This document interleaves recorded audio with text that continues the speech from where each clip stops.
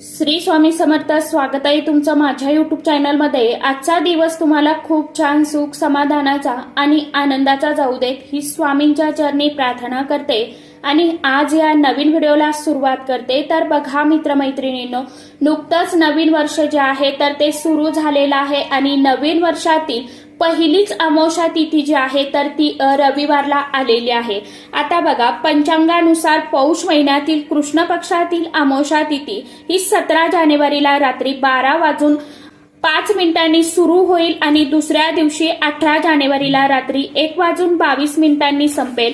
त्यामुळे उदय तिथीनुसार पौष महिन्याची अमावस्या म्हणजेच मौनी अमावस्या ही 18 जानेवारीला रविवारी असणार आहे. या दिवशी आपण जर काही उपाय केले तर आपल्या अडचणी अडथळे जे आहेत तर ते दूर होतात आणि असाच एक नारळाचा उपाय आपल्याला या दिवशी करायचा आहे. हा उपाय अतिशय अत्यंत प्रभावशाली आहे. आता हा उपाय कशा पद्धतीने करायचा आहे, कोणत्या वेळेमध्ये करायचा आहे याविषयीची संपूर्ण माहिती आजच्या या नवीन व्हिडिओमध्ये मी तुमच्या बरोबर शेअर करणार आहे. त्यामुळे तुम्ही हा व्हिडिओ स्किप न करता शेवटपर्यंत नक्की बघा.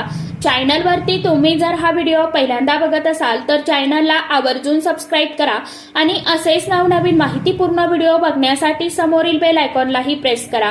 त्यामुळे काय होईल, जेव्हा कधी मी नवीन व्हिडिओ अपलोड करेल तर सर्वात अगोदर त्याचं नोटिफिकेशन तुम्हाला मिळेल आणि तुम्ही एकही व्हिडिओ मिस करणार नाही. तर बघा मित्रमैत्रिणींनो, आपल्याला रविवारी अमावस्येच्या दिवशी एका नारळाचा उपाय करायचा आहे.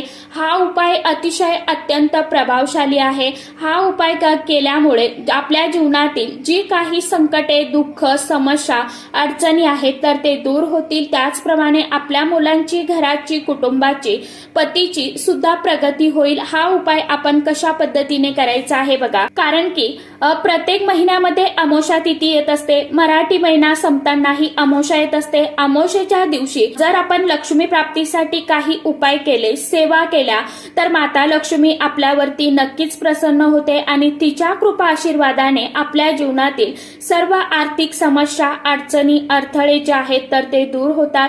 पैशा संबंधीच्या अडचणी ज्या आहेत तर त्या सुद्धा दूर होत असतात. आता असाच हा एक उपाय म्हणजे आपल्याला नारळाचा उपाय जो आहे तर तो करायचा आहे. नारळ हे फक्त एक फळ नाही तर धार्मिक दृष्ट्या नारळाला जिवंत अस्तित्व आहे. नारळाला सुद्धा माणसासारखे 2 डोळे आणि तोंड असते. तसेच नारळाच्या पाण्याला अमृत मानलं जातं. त्याचप्रमाणे नारळाला आपण श्रीफळ म्हणतो, म्हणजेच माता लक्ष्मीचं फळ या नावाने सुद्धा ओळखलं जातं. हिंदू धर्मामध्ये यज्ञ, हवन, पूजा विधी, धार्मिक विधीमध्ये यामध्ये नारळाला खास, विशेष, अनन्यसाधारण असं महत्व दिलं जातं. भगवान श्री हरी विष्णू देवाने माता लक्ष्मी, कामधेनू आणि नारळ यांना सोबत या जगामध्ये आणले होते. त्याचप्रमाणे पौराणिक कथेनुसार महर्षी विश्वामित्रांनी इंद्रदेवावरती रागावून वेगळा स्वर्ग निर्माण केला. यावर त्याचे समाधान झाले नाही म्हणून त्यांनी वेगळी पृथ्वी निर्माण करण्याचा विचार केला. सर्वप्रथम मानवी स्वरूपामध्ये नारळ निर्माण केले गेले. नारळामध्ये ब्रह्मा, विष्णू आणि महेश या 3ही देवतांचा वास मानला जातो. श्रीफळ हे शुभ, त्याचप्रमाणे सुख, समृद्धी, सन्मान आणि सौभाग्याचं प्रतीक आहे. नारळ जो आहे तर याला आपल्या हिंदू धर्मामध्ये खूप अनन्यसाधारण असं महत्व दिलं गेलं आहे.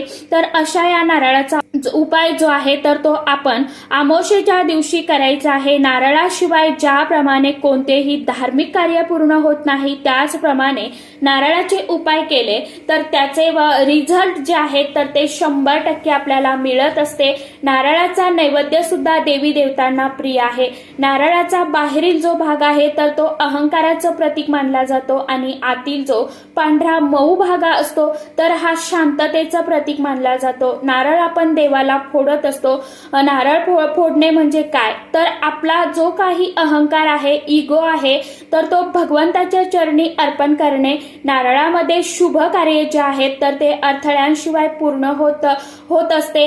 पावित्र्य, प्रजनन, क्षमता आणि दैवी आशीर्वाद याचं प्रतीक म्हणजे हा नारळ आहे. या दिवशी जर आपल्याला एकाक्षी नारळ मिळाला तर याचा आपल्याला आवर्जून उपाय जो आहे तर तो करायचा आहे. आणि जर एकाक्षी एकाक्षी नारळ मिळाला नाही तर जो नारळ मिळेल त्याचा उपाय आपण केला तरी सुद्धा चालेल. आता एकाक्षी नारळ जो आहे तर तो आपल्याला मिळाला तर आपले भाग्य उजळले असं म्हटलं जातं.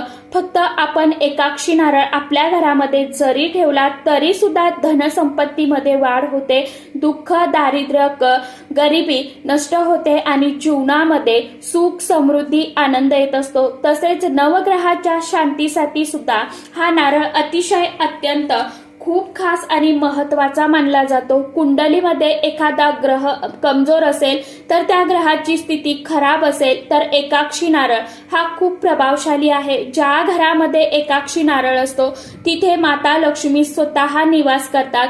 धन धान्य सुख शांती समृद्धी वैभव अशा घरामध्ये कधीही कमी राहत नाही. त्यामुळे एकाक्षी नारळ जर मिळाला तर आवर्जून आपल्याला तो घरी घेऊन यायचा आहे. एकाक्षी नारळ म्हणजे काय तर अगदी सामान्य नारळाप्रमाणेच तो असतो ना, परंतु या नारळावरती एक डोळ्यासारखं चिन्ह असतं. आपण नारळ बघतो की नारळाला 3 डोळे असतात, परंतु एकाक्षी नारळ जो आहे तर तो एक डोळा असलेला असतो आणि असा जो नारळ आहे तर तो 1 लाखामध्ये एकाक्षी नारळ असतो. भाग्यवान व्यक्तीलाच फक्त एकाक्षी नारळ जो आहे तर तो मिळत असतो. आता नारळाचे आपण कोणते उपाय करायचे आहे तर आपल्याला एक लाल रंगाचं कोरं कापड जे आहे तर ते घ्यायचं आहे. आपण जी देवघरामध्ये पूजा करत असतो त्या ठिकाणी जिथे माता लक्ष्मीचा फोटो आहे किंवा मूर्ती आहे त्या समोर आपल्याला हा लाल कोरा कापड जो आहे तर तो अंथरून घ्यायचा आहे. आपण कोणताही उपाय करत असताना जेव्हा आपण देवघरासमोर तो उपाय करतो ना तेव्हा सर्वप्रथम दिवा धूप जो आहे तर तो लावून घ्यायचा असतो. कारण की असं म्हटलं जातं की अग्निदेवतेच्या साक्षीने सेवा केलेली उपाय केलेले ते भगवंतापर्यंत लवकर पोहोचत असतात आणि त्याचं फळ देखील आपल्याला लवकरात लवकर प्राप्त होत असतं. आता हे कापड माता लक्ष्मी समोर अंथरल्यानंतर त्यावरती आपल्याला थोडेसे अखंड तांदूळ जे आहेत तर ते ठेवायचे आहे. त्यावरती थोडंसं हळदी कुंकू फूल किंवा फुलांच्या पाकळ्या तुम्हाला अर्पण करायच्या आहे आणि हा नारळ जो आहे तर तो त्यावरती ठेवायचा आहे. नारळाची जी शेंडी आहे तर ती देवीकडे करून ठेवायची आहे. नारळ हा सोलायचा नाही, तसाच आपल्याला घ्यायचा आहे. यानंतर आपल्याला 11 नाणी जी आहे 1-1 रुपयाची तर ती 2 रुपयाची असेल, 1 रुपयाची असेल, 5 रुपयाची असेल, शक्यतो करून 1 रुपयाचं नाणं जे आहे तर ते घ्यायचं आणि याला सुद्धा नारळासोबत ठेवायचं आहे.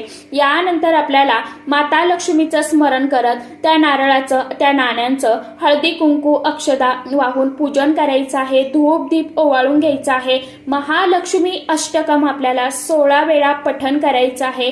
16 वेळा श्री सुक्तम पठण करायचं आहे. यानंतर 1 वेळा विष्णू सहस्रनाम पठण करायचं आहे. आता ज्यांना 16 वेळा पठण करणं शक्य नाहीये त्यांनी 3-3 वेळा पठण केलं तरी देखील चालणार आहे. आणि हा जो नारळ आपण ठेवलेला आहे, नाणी ठेवलेली आहे, परत याला आपल्याला हळदी कुंकू अक्षदा फूल अर्पण करायचं, धूप दीप ओवाळून घ्यायचा.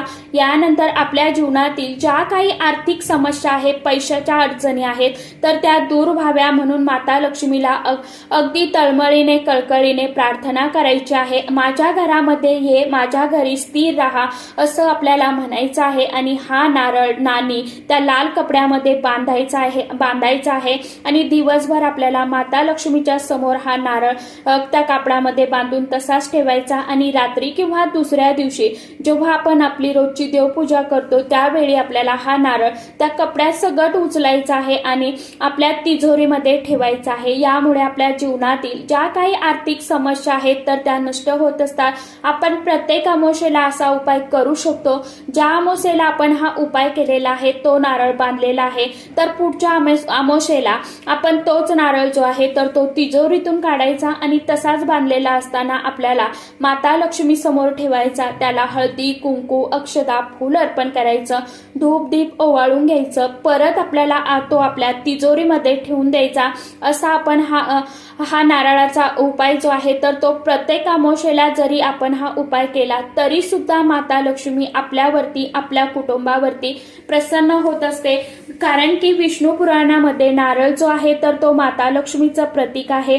पूर्वीच्या काळी देवी दानवांना माणसाचे बळी दिले जात, नंतर काही प्राण्यांचे बळी देऊ लागले आणि परंतु काही ऋषी मुनींना हे पटले नाही, म्हणून मानवाप्रमाणे डोळे सेंडी असलेल्या नारळाचा बळी देण्याची प्रथा पडली आणि म्हणून आपण नारळ जो आहे तर तो देवी देवतांना फोडत असतो। त्याचप्रमाणे आपल्याला नारळाचा उपाय आपल्या व्यवसायासाठी देखील करू शकतो। जर तुमचा छोटा मोठा एखादा व्यवसाय असेल, दुकान असेल, या ठिकाणी सुद्धा अमावस्येच्या दिवशी एका पिवळ्या कपड्यामध्ये एकाक्षी नारळ आणि 11 1-1 रुपयाची नाणी बांधून उत्तर कोपऱ्यामध्ये ठेवायचं आहे।